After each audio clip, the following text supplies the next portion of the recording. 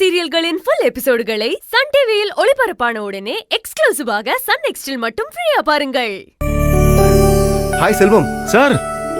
என்ன ரேஷன் கடையில நின்னுட்டு இருக்கீங்க? அதுவும் கியூல? இல்ல சார், வீட்டுக்கு தேவையான பொருள்லாம் வாங்கலான்னு. அதுக்கு தான் சார் பெர்மிஷன்லாம் போட்டு வந்தேன். ஓ, கல்யாணத்துக்கு அப்புறம் பொறுப்பெல்லாம் வந்துருச்சு போல இருக்கு. நான் மட்டுமா சார்? கல்யாணம் ஒரு ஆம்பளைக்கும் பொறுப்பு தானா வருதே.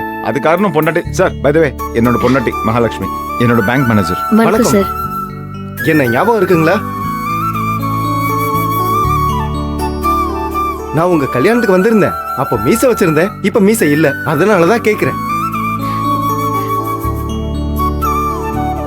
செல்வம், உங்களுக்கு ஞாபகம் இருக்கா? என் வீடு பக்கத்துல தான் இருக்கு. என்ன சார் இப்படி கேக்குறீங்க? பத்திரிக்கை வைக்க நான் தானே வந்தேன்.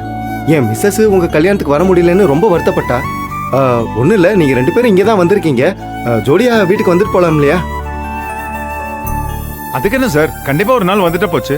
அது என்ன ஒரு நாள்? பைக்ல தானே வந்தீங்க? ஆமா சார். ஒரு 10 நிமிஷம் ஆக போகுது, வந்துட்டு போலாம்ல? இல்ல சார், ஆனாலும் பொருள்லாம் வாங்கணும்.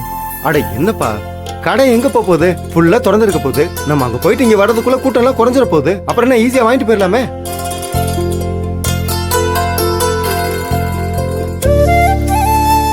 சரி சார், நீங்க முன்னாடி போங்க. ரொம்ப நேரமா இந்த வரிசையில நிக்கிறோம். இந்த இடத்த விட்டா திருப்பி முதல்ல இருந்து ஆரம்பிக்கணும். அது ரொம்ப கஷ்டமாயிடும். நான் வீட்டுக்கு ஃபோன் பண்ணி யாரையாவது இங்க வர சொல்லிட்டு அதுக்கப்புறம் நாங்க வந்துடுறோம் சார். அதுவும் சரிதான். நீங்க வர்றதுக்கு முன்னாடி நான் ஏதாவது சாப்பிடறதுக்கு ரெடி பண்றேன். சார் சார், அவ்வளோ ஃபார்மாலிட்டிலாம் வேணாம் சார். சாப்பிட்றதுக்கு வேணா நாங்க இன்னொரு நாளைக்கு வரோம். அதெல்லாம் இருக்கட்டும், நீங்க வந்தே ஆகணும். கண்டிப்பா வரீங்க, நான் முன்னாடி போறேன். வாங்க. சரிங்க சார்.